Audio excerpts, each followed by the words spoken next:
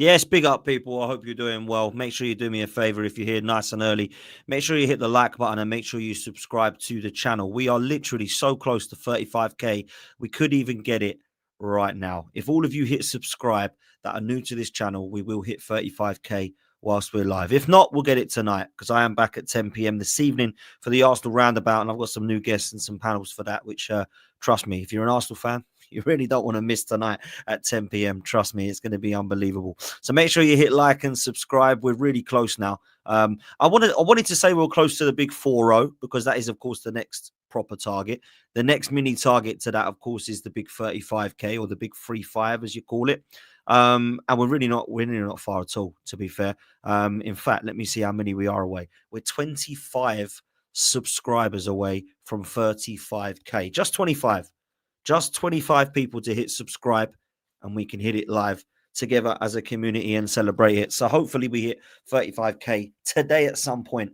Hit like and subscribe if you're new, people. Big up to everybody that's in the chat. Big up to, of course, Ryan. We've got Pete. Hope you're well. Nando, Scott, Ash. Big up to you, my bro. Aziz, Zach. We've got B Winnie. Who else is in the house that I haven't said hello to? Niffin, hope you're well, bro. Sigma, hope you're well. To Dan, who's a member. Please make sure if you would like to be a member like Dan and others, then you can click the join button as well.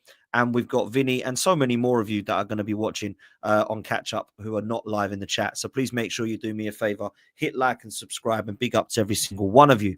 Let's also make sure we're showing some love to Reality Raffles. Reality Raffles have been really good to us, so let's make sure we're good to them. There's a great opportunity to win cash, £100,000 worth of it as well. Make sure you use the code FTM10 for 10% off of your tickets, and that will be drawn very, very soon. So please make sure that you are in the draw for that one. You've got the Mini Cooper for sale. You've also got the iPhone 16 Plus cash, Lego vouchers, tag watches, concert tickets to Coldplay, Katy Perry, Jamiroquai, and many, many more. So please go over to the Reality Raffles website. It's click on the link in the description. Big up to everyone. We're going to talk about last night. My goodness. Who saw that coming, people? Who predicted a 0-0 draw? Who predicted we might nick it 1-0? Who predicted that it would be a 1-1 or a low-scoring game? The majority of Arsenal fans I've spoken to. In fact, the highest score prediction that I heard was 3-1 to Arsenal. Nobody had 7-1.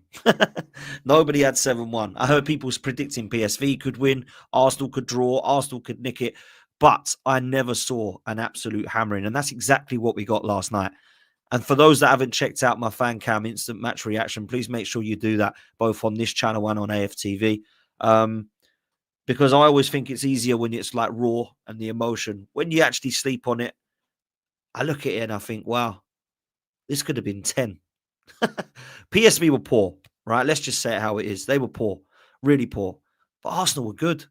You can't predict a 1-1 or a 0-0 or a 1-0 and then say, yeah, well, PSV were just poor.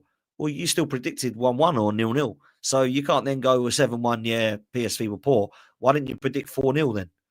So we've got to be realistic about it. We've just got to keep it real. And there's a lot of people that aren't doing that. There's a lot of people I've seen like, calm down, a lot of rival fans, calm down, it's only PSV. Nah, let us enjoy it because we haven't had a lot to cheer about of late. In fact, I think it's the best performance of the season alongside the Manchester City 5-1 win and the Sporting Lisbon 5-1 win. Because even against West Ham and Palace, when we beat them 5-1, there were glimpses of the game where actually we were under severe pressure. I don't think we were last night at all. Although they could have scored, it wasn't like we were under pressure to ever lose or drop points in the game. Now, some people are saying that at 2-0, Lewis-Skelly should have been sent off, and perhaps he should have been. I still don't think we would have lost that game. I still don't know that we would have dropped points in that game.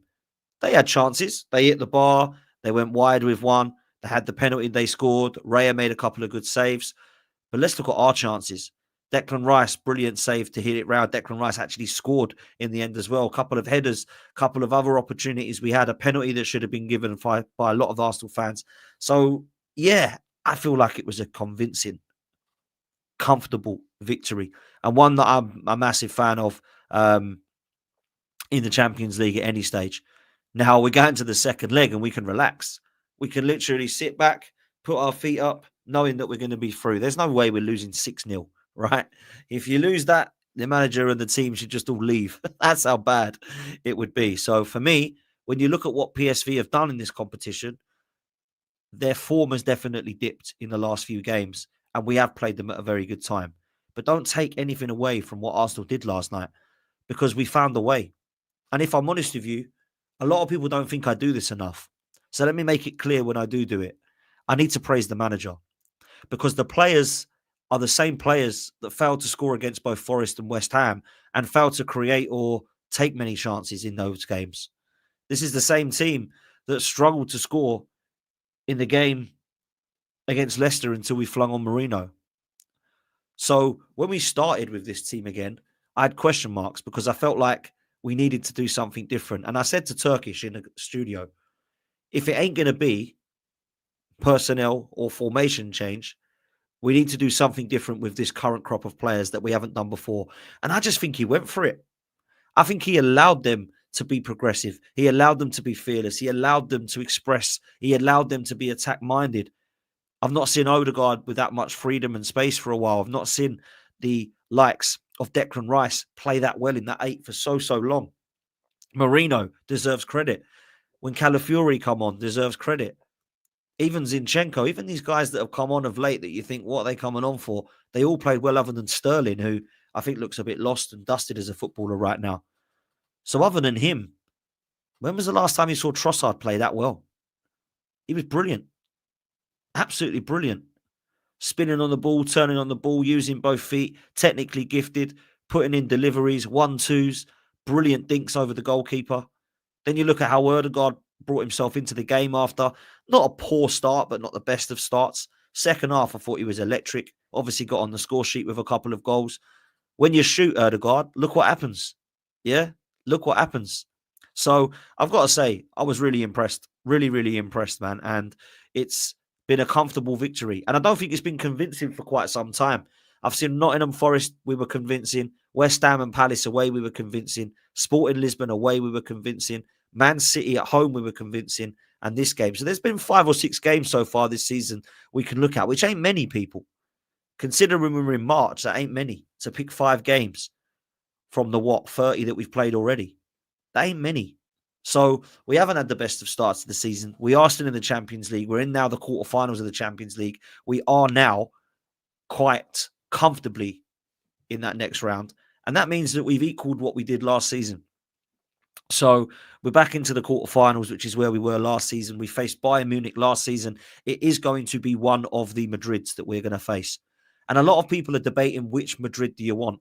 I'll put it out there. I think it's going to be incredibly difficult, whoever we face. It doesn't matter if it's Diego Simeone, Atletico Madrid, or a Carlo Ancelotti, Real Madrid. Yeah? Either of those Madrids can do us some damage. Now, a lot of people are saying they want to play Real Madrid because they feel like it would come up against 2 footballing sides. But Arsenal, to be fair, haven't been a footballing side for quite some time. So actually, our style is probably more suited to Atletico Madrid, where we're just literally battering each other. And then let's just see who wins. I don't feel personally like that is going to be a game where you're going to see high scoring, if I'm honest, if we get Atletico Madrid. I think it could be one of those games where maybe over 2 legs it's 2-2 and it can take it to penalties even. Or if Atletico Madrid turn up like we expect them to, they could quite comfortably physically outdo us and mentally outdo us. And it could be quite nasty. Real Madrid, let's be real, if you get them, it's going to be tough because they are the kings of that competition. The kings of the Champions League, 14. I mean, we've won 14 FA Cups. They've won 14 Champions Leagues. Yeah, that's how mad it is. Carlo Ancelotti knows what to do to get them across the line. And these players know what to do to get them across the line. Even at times where they haven't played well, they've stunk their way through it. Even in this new format, they weren't amazing, but they're still there, aren't they? And at the moment, they're leading the tie to get into the quarterfinals, but people are saying they haven't even played that well. Well, if they ain't played that well and they're still in with a shout at the title and the Champions League, and I believe they're in the Copa del Rey, that means that they're still on for a treble and apparently ain't looking very good at the moment. Not a bad place to be. That's what Real Madrid are, right? So that's where I have my question marks. I do not want them because they're just, in Europe, you never want them. They're the last team you want in Europe, right? And when you get to a quarterfinal of a Champions League, you can't be fussy. You're going to get a tough side. You might be lucky and maybe you'll stumble across a Dortmund, or maybe you'll stumble across a AC Milan, who aren't playing that well right now. Yeah, but you're never, ever going to be in a position where you're going to avoid the likes of Bayern Munich, Real Madrid, Barcelona, even Liverpool. These are all going to come and face you in the quarters, semis, and finals, because this is the greatest competition in the world, the Champions League. That's what I will say. So Atletico or Real Madrid, whoever it is, it's going to be tough. Lawrence, big up to you, bro. He says he doesn't want to be a killjoy, but someone needs to take MLS to one side and have a word with him because he was a lucky boy not to get a red card. He's making himself a target for other teams as well as referees. Lawrence, this is a fantastic point, and it's something I brought up in my fan cams, and it's something I want to talk about today. I want to talk about both these kids, actually, because I feel like it's a good segue and a nice place to start. These two kids have got something special. Now, the reason I've titled it this is not because these are my thoughts, but this is what I'm hearing from the Arsenal fan base. Lewis-Skelly is giving everybody Ashley Cole vibes. Now, what do they mean by that? Do they mean Lewis-Skelly looks better than Ashley Cole? No. Do they mean Lewis-Skelly looks like Ashley Cole when Ashley Cole was at his best? No. But what I think they do mean is that when Ashley Cole first come on the scene at Arsenal at Highbury as a left back, he was a 20 or 21-year-old, I think he was, and he looked phenomenal. He looked phenomenal. Lewis-Skelly does. I've got to say it. The difference is he's younger than Ashley Cole. Now, I don't think he'll ever get to Ashley Cole's level. In fact, I don't think we'll see another fullback like Ashley Cole. As much as I hated the way he left and the way he went to Chelsea and won everything with them, you've just got to say it how it is. He's the best left back the Premier League's ever seen. He's the best left back the Premier League ever will see. And he probably is one of the best left backs in the world when you look back at the last 3 decades of football. You can put him in the brackets of Roberto Carlos. You can put him in the brackets of Paolo Maldini. Yes, they're probably better overall, but you look at Ashley Cole and think at one stage, whether it was for 18 months, 12 months, or 3 years, he was better or as good as both those names I've just said.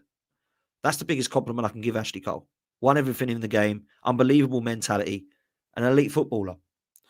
That doesn't mean MLS is going to be that, by the way, but it means he might start similarly to how Ashley Cole started. So I can understand people that say there's comparisons to him through those attributes. I don't think that he's going to be anywhere near Ashley Cole, if I'm honest with you, right? I don't like to get too carried away. I'd just like him to be Lewis-Skelly. But Lawrence is right with the super chat, you know. This is where the manager, the coaching staff earn their cash. This is where, respectfully, the role models in the dressing room earn that title. The Salibas and Gabriels and Declan Rices and Martin Odegaards of this world need to now go up to this kid and say, right, don't change any of your attitude. Don't change your mentality. Don't change your Arsenal culture, but just mature. Mature yourself and stop with the silly stuff. You need to iron out some of this stuff because it is going to get you in trouble. You've already had a lot of cards. Some of those have been red. A lot of them have been yellow as well. Now, let's look at what you can actually bring yourself into when you get this right mentality-wise. Because when you actually start to brush out and iron out some of those, you will find that he will absolutely blossom and get even better. I don't want him to take that bite out of it. I quite like the little shithousery, but it needs to be the stop of the pullbacks, yeah? And it's not just him, by the way. Partey last night was a madness, giving that penalty away. And that's an experienced head, right? Ethan doesn't really have that. Ethan looks a lot more humble. Ethan looks a lot more introvert. He looks a lot more quieter on the pitch. You don't see him screaming and shouting and barking out orders. He does the talking on the pitch. I think Miles is a little bit different. Miles got that little bit of bite. Let's talk about Ethan now. Wow. Just wow. He is absolutely outstanding. I'm looking at this kid, and I am going to compare him to Bukayo Saka because that's all I've got to compare him to of recent times. I'm not going to compare him to some of the other greats of Arsenal. I could look at some of the other youth players that have come through. I'm not going to compare him to Lamine Yamal. I'm going to look right now at Bukayo Saka and what he was doing at Arsenal at 17 and what this kid's doing at 17. Ethan's better. I've said it. Not better than Saka now, but he is better than what Saka was at 17 at Arsenal. Because he's scored 8 goals now. Bukayo Saka was hardly getting 8 starts at 17.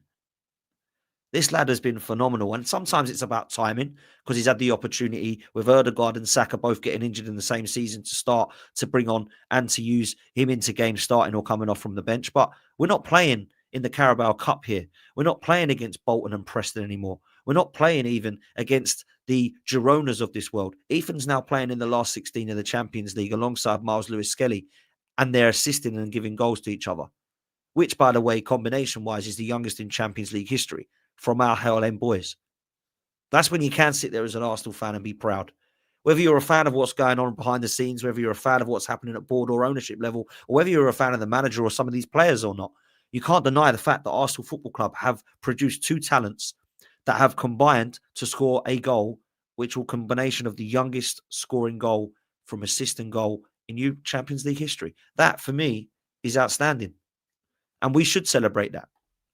We should be bigging that up. And we should be looking at these two kids and hoping and praying that they do get the right tutorship and the right role models surrounding them. But what this team need now, even more so in the summer, is winners. So if we're bringing in the likes of Zubamendi and Isak and Nico Williams, and they've all actually, striving to do something surrounded by these youngsters. If we brought in a Kimmich, she's bringing in a winner. Let's go and get some winners into this Arsenal side now. No more young kids that are going to be ready in 5 years. I want someone who's ready now. And I don't mean no young kids that are 21. Because at 21, you can be experienced like Saka or Trent, right? At 23, you could be experienced. It's not old. Don't get me any 18 or 19-year-olds that are going to be ready in 12 years. I want to see the guy now. I want to see these guys now coming through the door in the summer. So that's where I'm at. That's where I'm at. Almost 500 people in here, man. Let's get the likes up because the likes at the moment are absolutely dreadful. You guys are moving as slow as Arsenal's transfer window in January. We're already at 77 likes and we've got 500 people in here. Come on, people. Hit the like button. Hit the subscribe button. We're literally only, let me see how many from 35K. Let's see if we can hit 35K as a community. We're 21 subscribers away from 35K. 21 subscribers. Come on. Please, people. 510 in here. I bet 300 of you haven't subscribed. Like and subscribe. It's free. 2 buttons. Takes 2 seconds. Like, subscribe, carry on watching. It's all good. And then we hit 35K together. So come on, people. Mods, get the people up to 35K. Come on. Let's do it. Just 15 now. Just 15 of you to hit until 35K. 15 more subscribers. Come on, people. We can do it. Okay. Those two are going to be special. Let's take a look at what AFC stuff is talking about today, shall we? Let's take a look. I do like looking at this. Just kind of collates all the information on Arsenal right now. Let's talk through it. Okay. So we've got the next 6 fixtures to look at. We've got PSV again, but let's be real. We can actually rotate in that now. But Manchester United is the big one. Let's concentrate on PSV very first before we come back to the Premier League games. For me, the PSV game, I wouldn't go rotating crazy, but I probably would look to mix it up a bit, right? I probably would look to mix it up a bit. Raya, keep him in goal. Back line, you could probably do something like Ben White at right back, Calafiori at left back, maybe Kivior comes in to give Gabriel a breast. Jorginho can come in the mix there. You can have the likes of Marino back in the 8, play maybe Ethan through the middle and Sterling out wide. Something like that. Yeah, rotate it a bit because that team's not going to lose 6-0. Right? It might lose or it might draw or it might not be as good. But let's just be real. I wouldn't be going mental, but I certainly would 100% be making some changes because we've got injuries as it is and I can't see any more injuries, man. I really can't see any more. I've got to be honest. But we've got these 3 games until the international break, Manchester United and Chelsea. Now, I'm going to say this, people. I want Mikel Arteta to do what he did last night in terms of allowing us to progress, allowing us to create, allowing us to attack, allowing us to express. I want to see that at Old Trafford and at Chelsea at home because they're there for the taking, these 2 clubs. They're not playing well. Chelsea are a mess right now. Manchester United are even worse. I don't really see how we can go into either of these games trying to shut up shop and keep it tight. Let's go and have it at them. Chelsea's defence isn't great and their goalkeepers are shambles. Manchester United's whole squad is a shambles. Do not come out of these 2 games with anything less than 6 points, Arsenal. We should be going there and winning. Hopefully there's momentum now. I don't want to get to a stage where it's like, well, we beat 7-1 PSV, but now we can't beat Man United and Chelsea again. I don't want that. Let's go on a run. Let's go on a run now. Yeah? We lose to either of those. We drop 20 points to them. We're back to the doldrums again of being bantered and spoken about. How the hell have you lost to these? How are you in a position where you can lose to United and Chelsea? Come on, man. We can't be doing that. Yeah? We can't be. So we've then got the international break. And then we've got Fulham at home, Everton away, and then the Champions League quarterfinal, which I believe will probably be around about the 8th of April. By then, we should have Saka and Martinelli back. Should be in the word, right? I think they both will be back. I don't think we'll rush Saka back, but I think that's what's seen by Mikel Arteta as not rushing him back. He's not going to come in March. He's going to wait till April. That's what he'll be saying. Both of them are on the grass. Both of them are in training. Both of them obviously travelled to Dubai. They've been doing bits and pieces in the gym, now on the grass. I think it's a matter of weeks before we start to see them. In fact, I think it will be the next 2 games they'll miss, Man United and Chelsea. PSV, they don't need to play in that one now anyway. So I think there's only 2 more games that we're going to see both of those that are going to be missing. I think after the international break, both of them are coming. In fact, Martinelli's been called up for Brazil. So that shows you how ready he is going to be. Hopefully he doesn't get injured over there and doesn't play much, right? So that's what I'm at. But listen, we're in a position right now where we've just got to get to this international break and then we can actually look to assess it. 10 subscribers away from 35k, people. Come on, you guys are mad. Legends, make sure you do me a favor, hit that subscribe button and we'll reach 35k right now together. 600 of you in chat. Make sure you hit like and subscribe and we will hit 35k. I don't normally beg for them, but when we get this close, we've got to start, right? We've got to be asking you politely for this. Just 9 more people. Come on, someone's hit subscribe. 9 of you right now, hit subscribe and then we do it and we hit 35k, which would be amazing to hit today. Look, I must say, okay, let me address something straight away because I do not like comments like this. I do not like comments like this. Why didn't you give Arteta credit for yesterday's win? I've just given him credit. I give him credit in AFTV's fan cam and my fan cam. If you're not going to watch it and listen to what I'm saying, then that's up to you, Toki. Yeah, that really is up to you. But if you start using these, pin them back a bit, then you might actually listen to what I'm saying and hear that Mikel Arteta 100% deserves credit for last night, for allowing us to express and getting the best out of a team that has not been firing. But if you don't want to hear that bit, and you only want to clip up the bits that you don't like, maybe it's a you problem. Maybe it's not my problem. Anyway, let's move. Those are the games coming up, right? Those are the games coming up. What I will say, here we go, some credit. Oh my God, I'm not going to give credit to Arteta, surely. So Toki will go absolutely mad. He'll go absolutely mad if I give credit to Arteta. And he isn't the only one, by the way. There'll be a lot of you that do. But I'm going to credit this guy. I'm going to credit this guy in the Champions League this season because actually we've been all right. I don't like his European record in cups in the last few years. That's Europa League and Champions League. I don't think anyone can deny that it's been disappointing. Losing to Olympiacos, Villarreal, Sporting Lisbon, losing, of course, to Bayern Munich when we're in the Champions League.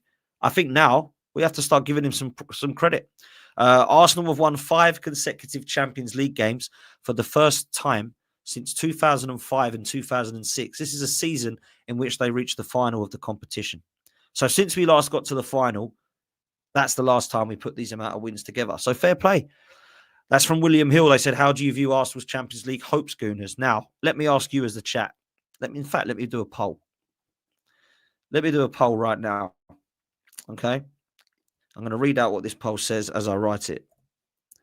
Can Arsenal win the Champions League? Start poll, yes or no. Can we win the Champions League? Go for it. The reason I ask this, and I'm going to ask this tonight to the panel, Turkish and Christian had a bit of a to-do and a bit of a debate back and forth during the watch-along last night on AFTV. It was well worth a listen. Christian believes we can. Turkish doesn't believe that we can. There's an unbelievable opportunity for us to win this over the Premier League, but it is not, in my opinion, going to happen because we just do not have enough. Now, the best team in Europe doesn't always win the Champions League. Okay? That is a fair point. But the majority of you already, with just, 60-odd votes, have all said 60-40 in favour of no. They don't think that we can win the Champions League. And I think that's fair. I think it's fair. I think it's realistic. I think it's fine to say that we might be able to. I mean, we can win it. I don't think we're going to. I don't think we can win it. And let me give you the reasons as to why I don't think we can, right? A lot of people are saying we can't win the Champions League because we're not good enough. It's more than that. It's more than the fact that we're not good enough. I don't want to use the European heritage thing because just because you ain't won it before doesn't mean you can never win it. so I don't go down that road. I look at the squad and I look at us firing, and this is a mad thing to say after the back of a 7-1 victory, but I don't think we've got the consistency of our firepower. 1 minute we're scoring 7, next minute we're scoring 5, next minute we can't score against West Ham. You can't do that in the Champions League. When you come up against Real Madrid or Liverpool or Barcelona, if we do get to that stage, it's going to get harder and harder. Up here, I have problems with Arsenal still with the manager and the team. They haven't won anything together yet. They seem when it gets pressure, they crumble. Man United, we crumble. Newcastle in the Cup, we crumble. Both those Cup competitions against Newcastle United, how do we go out of them? Look at the team, it's better than theirs, right? But it's something up there that says, just can't quite do it. Mikel Arteta hasn't been able to get us across the line yet. That's another factor. So we're going to need an incredible amount of luck, no more injuries. And also what we're going to have to do is we're going to have to be realistic about the fact that we are going to have to go to some unbelievable places mentally and get across the line. And the pressure could get to us. Bernabeu. If it ain't the Bernabeu, you're going to Atletico Madrid. If it ain't there, you're going to the Nou Camp, potentially going to Anfield on a European night. These are the sort of clubs that we're going to have to be facing. And we are this season showing that we're struggling when the pressure gets to us. That's my big, massive concern. Yeah, that's my massive concern. Right now, it's 60-40. 60% say that we cannot win the Champions League. 40% say we can. And what I mean by that is not can we as in can we because we've entered it. Do you truly believe, maybe I should have changed the question. Do you believe Arsenal will win the Champions League, yes or no? That's what it should be. Do you know what? Let's end that and let's start that again. Because I want to actually put that up and check your because they're two very different questions in my opinion. Will Arsenal win the UCL? Yes or no? Let's start that one. Let's see what we think. That means if you press yes, you truly believe Arsenal are going to win it. You can't press yes to go could do. It's I'm asking you who's going to win it. You have to put money right now. If you're putting money on Arsenal, you're pressing yes on that poll. Right? That's what I'll say. There we go. It's very different. 11% of you believe yes. 89% of you, 87 now, believe no. A few more saying yes. 80 votes, 17 of you. 83 votes. We've got 15%, 19%. Wow. People are seriously putting their money on Arsenal to win this Champions League. Now, look, let's look at the pros and the cons. I've given you the cons and the reasons why I don't. If Arsenal were to do the unthinkable and lift this trophy, it would be an unbelievable season. It would be a crazy season. It would be the one trophy that I've wanted for all my life. It would be the one trophy I've said I'd win over anything, would be the Champions League. And we're still in it. Let me give you pros as to why we could do it. The one reason why we could is because you don't have to be the best to win it. The other reason is defensively, across two legs, Arsenal can be okay. Arsenal are pretty stacked defensively. Now, I know yesterday we gave away a stupid penalty, right? But actually, if you look at our clean sheets, we have got the best defensive record in the Premier League still. And you need to be good defensively in the Champions League. Yeah, you need to be. Particularly when it's two-legged affairs. When I look at the two-legged ties that we're going to have, it's going to be very hard to keep clean sheets against this top-quality opposition. But what I will say, I don't remember the last time Arsenal got battered. I don't remember the last time Arsenal put 5 or 6 or 4 or even 3 goals that we conceded. In fact, when was the last time? Maybe someone can tell me in the chat the last time we conceded more than 3 goals. When was the last time we conceded more than 3 goals? Please chat. Let me know. I don't actually know when it is. So that's why I'm saying there's always a chance to win a competition. It's a cup competition that you're in. And I use that both for the domestic cups as well. The league is very different. You have to be consistent. You have to be the best across a long period of time. In the Champions League, you don't. You can lose games in the Champions Leagues. You can lose legs in the Champions Leagues, and you can still win the damn thing. Imagine Real Madrid win this competition. They've lost an unbelievable amount of games in the new format. They've gone through in the playoffs against Manchester City, and it might be that they lose some of those legs that coming into the next few games. But they will always get through because they have that mentality and that elite mentality. And that's why they've got 14 Champions Leagues and we're still waiting for one. Yeah? So that's where I'm at. Look, this is not my opinion that Arsenal will win the league, people, by the way. I see people in the chat. What are you talking about? Calm down. This ain't my opinion.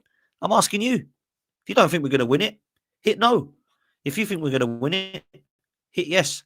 81% of you are saying no. There's only been 138 votes. Let's get the votes up, people. And let's also get the likes and the subscribes up as well. Let's see if we've hit 35k. Have we hit 35k yet? You are legends. We have hit 35k. Thank you so much. 35k is unbelievable. I never ever expected to hit 35k. So thank you all so much, because that really does mean a hell of a lot. And look, let's hope we get to 40 pretty quickly. Let me just type this out to say a huge thank you to you. I can't do two things at once. I'm a bloke. I'm terrible. There we go. Let's get that scrolled across the bottom. Thank you for 35k subscribers. Guys, I really appreciate it. All of you guys that have been here since day one as well. Some of you in the chat have been here since day one. Unbelievable. I really appreciate it. Yeah, thank you all so much. Felix, thank you so much for getting people to like and to subscribe. Thank you guys in the chat as well. Thank you to Lil Tim's, absolute legend. Thank you, Brian. Thank you, Ryan. You've been there since day one. Legend. Andrew, been there since day one. Solid Stevie, congratulations. Thank you so much. Nando, been there a long time. Thank you so much. I really appreciate all of you for saying thank you and well done. And honestly, a massive thank you to you guys, because without you guys, I wouldn't be doing this. Trust me. If I was talking to a screen with no one listening, I wouldn't have a channel, people. Yeah. So I appreciate every single one of you for that. To get to 35k in the time I've done it, I never ever expected to hit those heights. So thank you so much. And here's to the big 4-0, people. And then it will be the next 5-0. And then after the 5-0, apparently in this YouTube world, 100k is the next target. I mean, wow.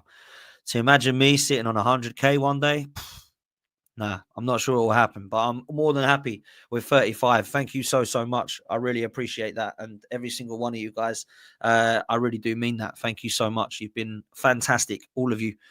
Brilliant support, always here in the live chat, no matter when I'm live, whether it be a silly o'clock in the morning show, whether it be you watching all across the world, whether you're watching this on catch up because you've missed it and we're working. Honestly, thank you so much. You all mean the absolute world to me. And I wish that I could meet you all in person and shake all of your hands and say thank you, because that is an unbelievable achievement. So thank you so much for allowing that to hit 35k. In fact, we've gone over 35k now. There we go. So thank you so much. All 6 of you that have hit subscribe past the 35k, I really do appreciate it. Keep it going. Thank you so much. And make sure you hit the likes up, people. Well, we got 230 in here. Let's get them up to 350 likes. Come on. Hit the like button and say thank you and congratulate on 35k. There we go. That's how I know you will congratulate me on 35k, is by hitting the like button. That's a good incentive. So big up. Lawrence, big up to you as well, man. Thank you so much for both the super chats. You're a legend. I really appreciate super chatters. And I don't expect anyone to donate any money to me. So when you do, it means the absolute world. So thank you so much. Lawrence says, don't get me wrong, Dan. Yesterday was brilliant, but let's put things into perspective. One emphatic victory does not make a season. The jury is still out with me on Arteta. You're not the only one, man. You're not the only one. I will say there's a lot of people that were not happy with the Thierry Henry comments that I've seen online. I find that bizarre. I find it bizarre. I don't understand why people were so against what Thierry Henry had said. Let's just be real. Thierry Henry is an absolute legend, and some say is the best player ever to play for the club. And all he did before and after the game was question whether Arsenal could continue this against Real Madrid, was to question why Bukayo Saka got a hamstring injury and Salah did not when they've played the similar amount of games. He's also questioned, have we got the mentality to get across the line? All things that people have not liked to hear, but they're all fair statements. They're all fair questions. You might not like the questions, and that's up to you. But the amount of protection I see still online for Mikel Arteta. How dare Thierry Henry question this? How dare Emmanuel Petit question my manager?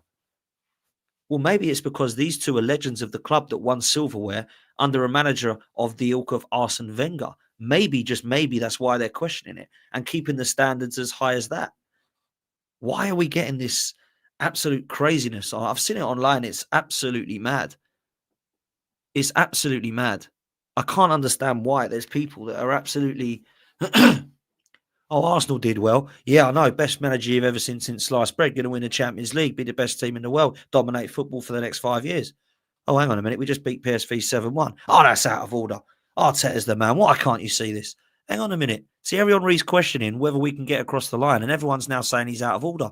arrogant, he's wrong, he's horrible to Arteta, he's a terrible coach, he could not coach like Arteta coaches. Well, he's a pundit, of course he can't. He would agree with that.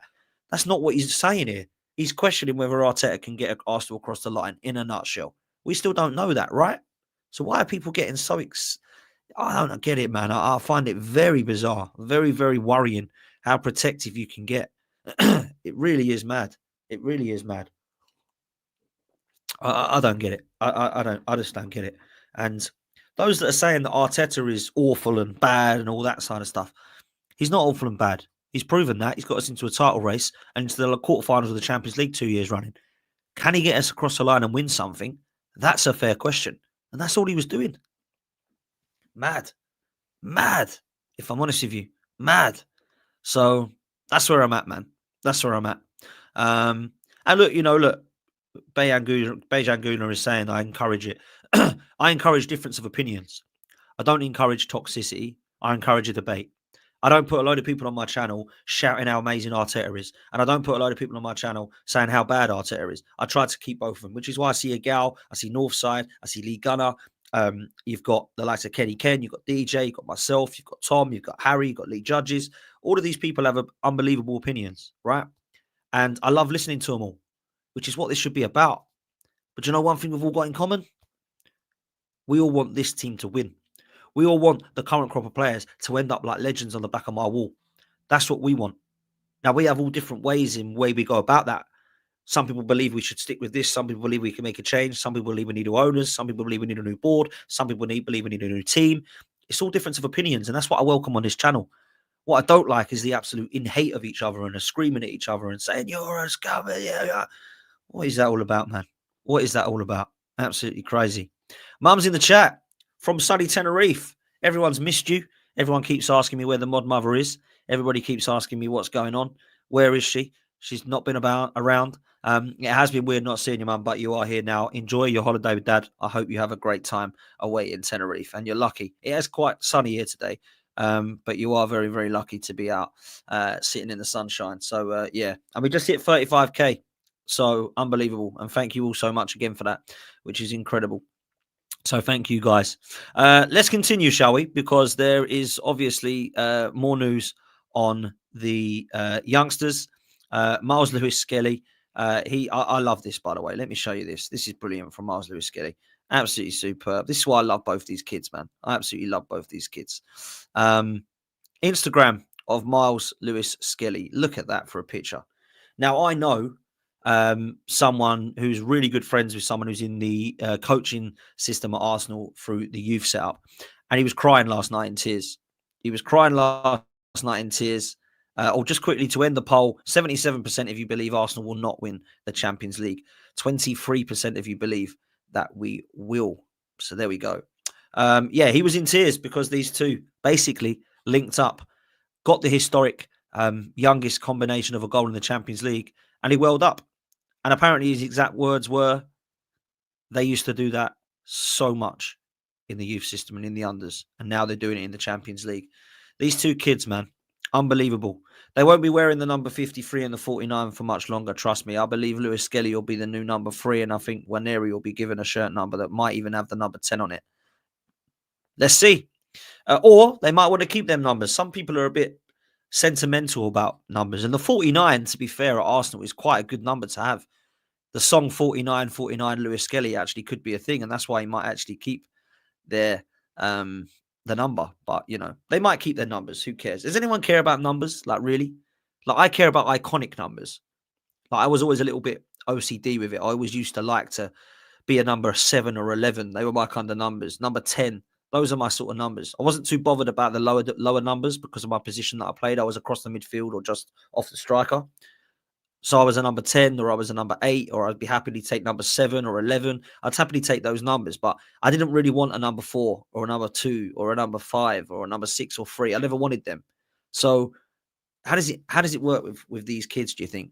You know, imagine Ethan being the number 10 at Arsenal and Lewis getting number 3. Is that too much for them?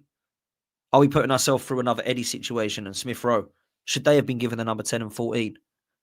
It's a really good debate. It's a really good debate to have. Maybe we'll do it. Maybe we'll talk about it tonight. So there we go. That's these two. Then we move on to what Mikel Arteta has said. He was asked, in your wildest dreams, could you imagine him scoring 7? He said he knew it was coming. If I gave everybody in the room an envelope to predict what was going to happen and who was going to score, that is the beauty of football. And do you know what? He's got to take credit there, because he has got the best out of what was not going right, and he's managed to squeeze a lot out of them. And he's actually managed to take us next level to say, if you can't get this front three right now of Havertz, Martinelli and Saka to do something because they're injured, we got to make it work with this lot. And that's where we're at. So, yeah, it's going to be interesting, man. It's going to be interesting. That's for sure. Let's see how we get on. Okay. The next thing was, we've got Marino on Instagram, but we've also got this, which I thought was interesting, to be fair. This is actually a really good Champions League start for Arsenal this season. I've got to say, it's a great it's a great campaign in the Champions League for Arsenal this season so far. It is. Yeah, we've only lost to Inter Milan. That was with injuries. We drew to Atalanta. And those fixtures, by the way, people forget. When we drew to Atalanta, we'd been to the Etihad, Spurs away, and Villa away. So we had Villa, Spurs, and Man City away, on top of Atalanta away. Tough. We're poor. We didn't concede. We drew the game 0-0. Inter Milan, that was sandwiched, if you remember, in between Newcastle. So Bournemouth away, Newcastle away, Inter Milan, and then Chelsea away. That was tough. Yeah, it was. Got to play what's in front of you. Can't make excuses. Can't complain about fixture pile-ups. But do you know what? We lost by a penalty.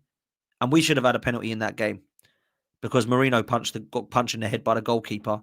And Gabriel got punched in the head by Fabianski a week later or 2 weeks later against West Ham. And we were given that one, but we weren't given the one against Inter Milan. So for me, I'm looking at the Champions League thinking, wow, beat PSG 2-0.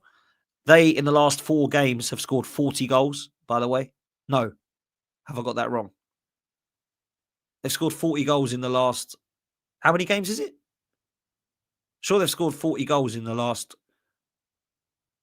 Well, they scored 10 goals in 4. I can't remember. Someone will tell me in the chat. They've been unbelievable. Dembele scoring. You've got Barcola who's scoring. Could they do something against Liverpool? Could they?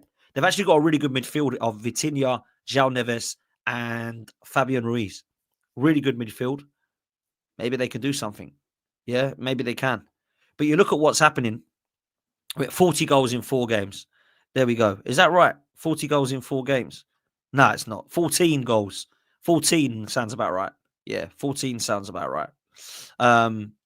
So look, they're on absolute fire. They're on absolute fire.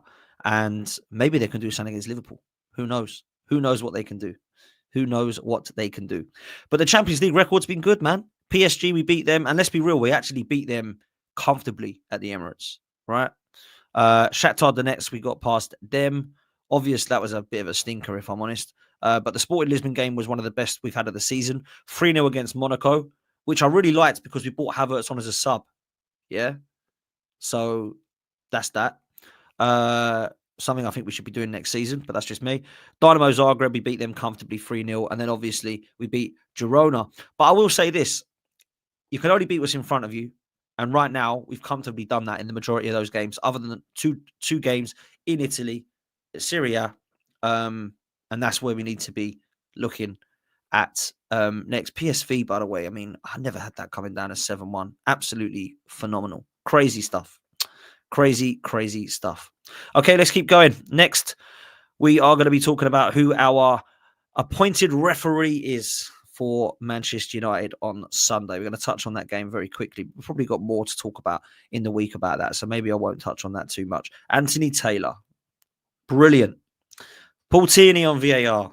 Brilliant. You know what? I don't care anymore. They're all rubbish. They're all crap. They're all terrible referees.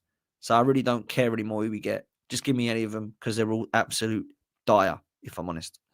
Lawrence says, Dan, if you do get past Real Madrid, who would you want in the semis out of Liverpool and Aston Villa? Well, obviously, I would want Aston Villa. And I do feel like people are sleeping on them in Europe, saying, this will be easy for Liverpool. Walk in the park. I think Villa Park in Europe will be a horrible evening. Now, I don't think that Liverpool are going to lose to them, and I do think that they will go through. But I would take Aston Villa over 2 legs. I really would. Because I'd rather have... Look, if I could, Real Madrid and Liverpool or Atletico Madrid and Villa. I'm taking Atletico Madrid and Villa. Yeah. In the final, I want Barcelona because it will be a repeat of 2006. But I do not think we're getting there. I do not. So that's where I'm at. So they're the refs of the weekend. This is very interesting. Apparently, Yossi Benayoun, the old Arsenal player, who's played for West Ham, Chelsea, and Liverpool, by the way, says he's held talks with Arsenal about becoming the club's sporting director. No offer has been made. He says he would be interested in a sport director role in England, but I'm also a pro-licensed coach, so let's see what comes up. This is waffle. This is going to be waffle, if I'm honest with you. There's no way Arsenal are interested in Yossi Benayoun becoming the sporting director. I'm sorry. These are just... This is going to happen. This is going to be like players being linked with Arsenal. Any footballing man that says, I'd like a new challenge, Arsenal are going to be linked. Yeah?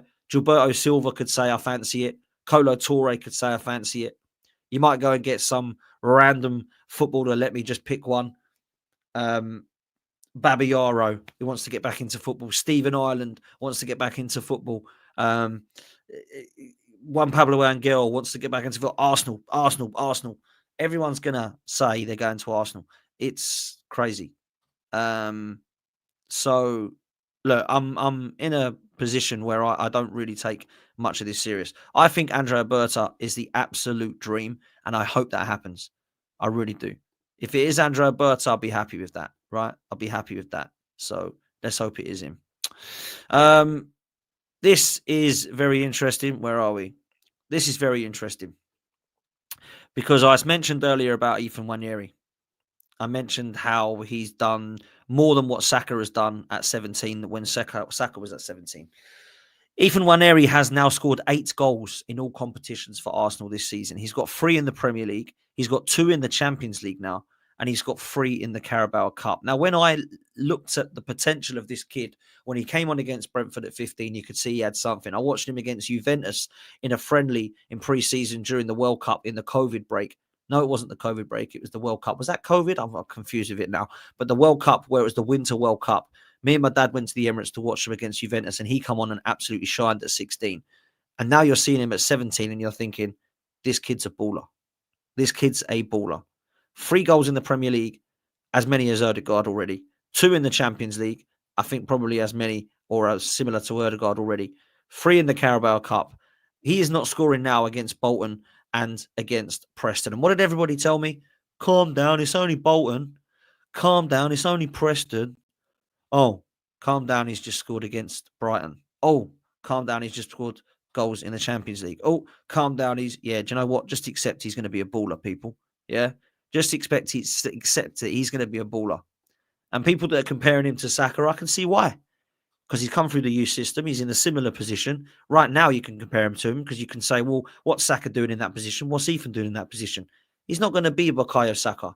But Ethan Nwaneri, for me, you find the place for him in that team. And people have said to me, what happens now, Dan, when Saka comes back? Ethan plays, not over him. He plays with him. You don't move Saka left. You don't put Nwaneri left. What you do is you play Rice as a 6, Ødegaard as the 8, and Ethan next to Saka in that attacking 10 where Ødegaard plays. Imagine that, yeah? That's what I would be doing. The other thing, of course, you could do is you could just play Ethan through the middle. You can play Ethan through the middle, Martinelli left, Saka right, and then you've got Ødegaard, Rice, and Partey in their same positions as they are now. But this guy 100% starts. 100%, yeah? He starts. He has been fantastic. And right now is one of our better players. Sorry, he is. He's one of our better players. So, come on. I have to give him respect and he deserves to start. He deserves to. So does Lewis-Skelly, which is why they're both starting in this team ahead of the likes of Sterling and Calafiori, who, believe it or not, were our summer signings. So there we go. So Ethan is going to be a talent. He's going to be an absolute talent. So impressed. Very impressed. Very, very impressed, in fact. Next, there's rumors again on Kimmich. Apparently, this come out 46 minutes ago. Same source as the other day. Pletigol says PSG remain keen on signing Kimmich and are one of 2 clubs that have submitted a formal offer. Arsenal are still in the race, but they are considering other options such as Martin Zubimendi. A contract extension with Bayern is also still possible. Now, if you ask me what I think will happen, I truly believe that he'll stay at Bayern Munich. I truly do. I truly think he'll stay at Bayern Munich. And I do believe that Arsenal will probably end up with somebody else. Now, whether it's Zubamendi or not, I don't know. But if we actually did get rid of Partey and Jorginho, which are what the rumours are suggesting, then Kimmich and Zubamendi would actually be upgrades on those, right? Because Zubamendi's an upgrade on Jorginho, and Partey at 30, I think Kimmich has probably shown that he's as good, if not better than him, right? So when you look at it, we could be upgraded on those two positions. If Partey stays, which some say he will for a year, I'm okay with that. I'm all good with it. He's been our best midfielder, but our midfield needs revamping. It's not been good enough this year. And if I'm honest with you, the best midfield trio that we've had so far under Mikel Arteta has been Partey, Saka and Odegaard. And we still haven't replicated that, even by spending 105 on Rice, 65 on Kai Havertz, 38 on Fabi Vieira, and now 35 on Marino. So we spent the best part of over 200 million to try and replace a £15 million Granit Xhaka, who we sold him for to Bayer Leverkusen, who has since won trophies there. It's not been good business, has it, guys? So for me, we need two midfielders. I would keep Partey for another year and have Partey and Rice as the 6. If it's going to be Zubamendi, cool. Bring him in. I think we need him. Partey is then your third choice. You've got Zubamendi and Rice that can both play in the double pivot. And then what you do is if you do need an 8 and you do want to play 6, 8, 10, like Mikel Arteta seems to want to, you're going to have to go and buy somebody like Reinders from AC Milan or Morgan Rogers. I keep saying these two names because they're the two right now that I look at and I can see working in this Arsenal setup. They both look good on the ball. They both drive forward. They both look like they've got the legs, the athleticism, the box-to-box role, the number 8 role. They can advance, arrive late in the box. We've seen what Rogers does at Villa. The problem you've got is he's going to be an unbelievable amount of money. Would not surprise me if Villa asked for like 80 million for Rogers. Wouldn't surprise me at all. English tax, looks like a Jude Bellingham type player. I think he could be fantastic. Zubamendi, I don't know if that is a done deal or not. Is he going to Spain? Is he staying in Spain, should I say? Is he going Real Madrid, Barcelona, or is he going to come over to Arsenal? Now, it looks as if we've been interested in him for a while. We knew about the drama and the kind of potential for him to be going over to Liverpool. That did not happen. He stayed at Real Madrid, and now all of a sudden it looks like it could be coming to the Premier League again, but it would be with Arsenal.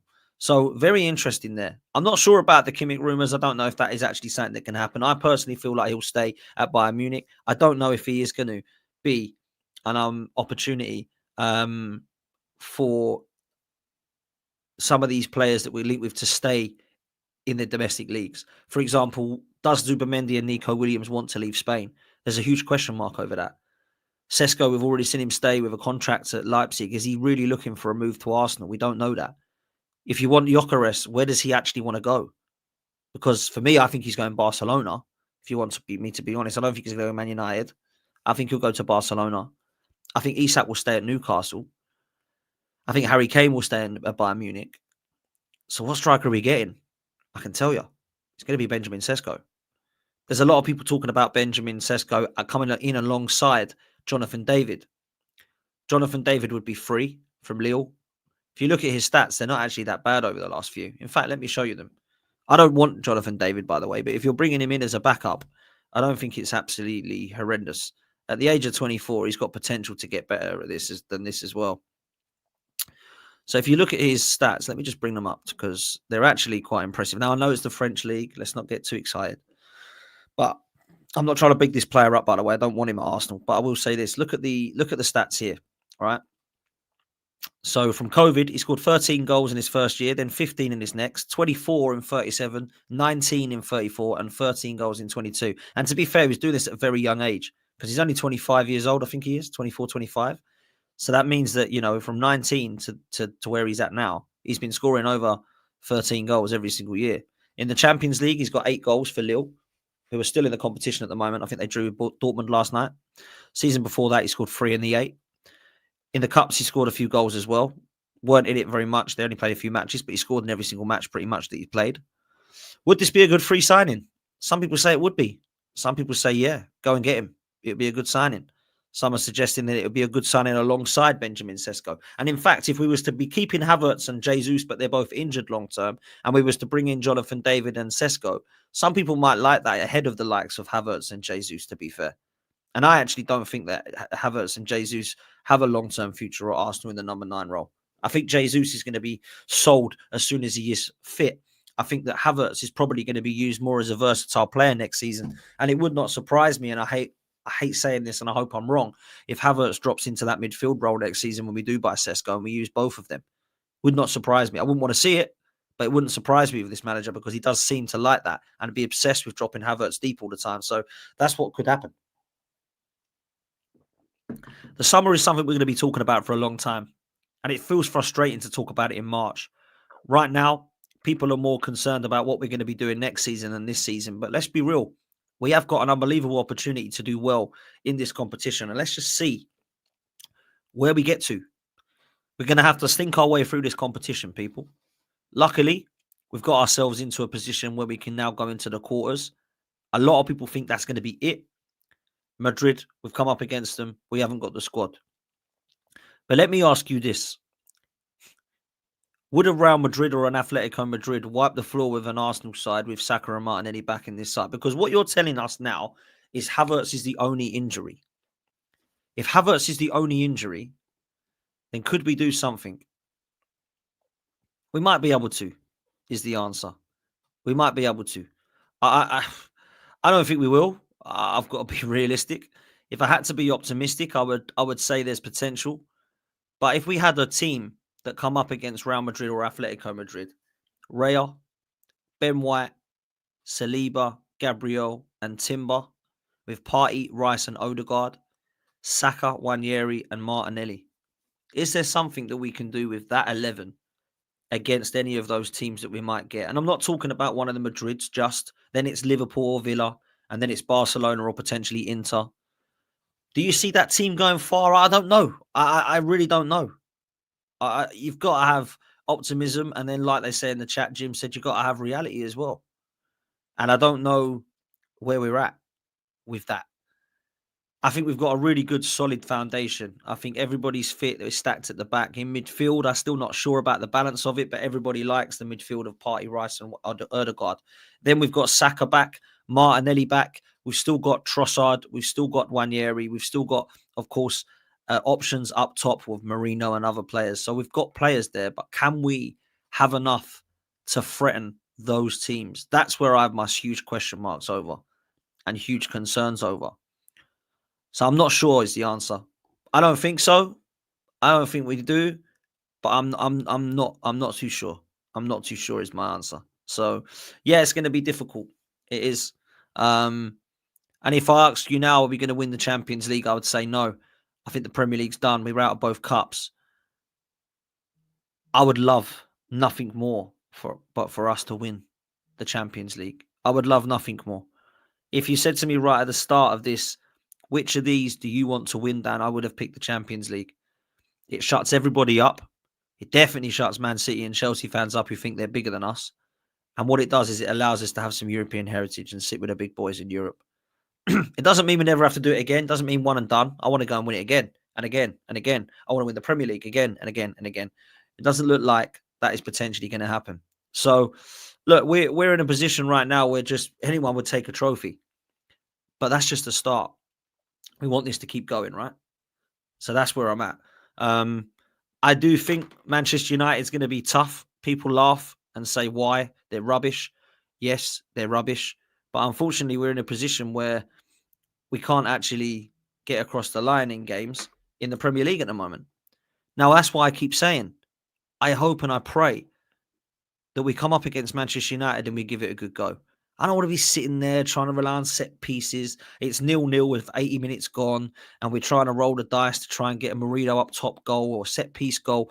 I don't want that rubbish. Yeah, I don't want that absolute rubbish. Please, let's not do that, people. Yeah, let's not. So a nice convincing win against Manchester United. Let's hope Mikel's there to actually allow us to express and keep going. And we go from there. Listen, people, do me a favor. Please make sure you hit the like and subscribe on this. And thank you so much for 35k. Unbelievable you people are. Legends.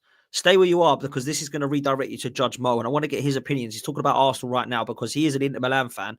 And he's going to talk about who he believes. He believes Arsenal can win the Champions League. And he said this right at the start. So go and give him a listen. Go raid. Go say 12th man raid. Dan Potts raid. Dan Potts sent me. And I want you to ask him a question, right? Put in the question.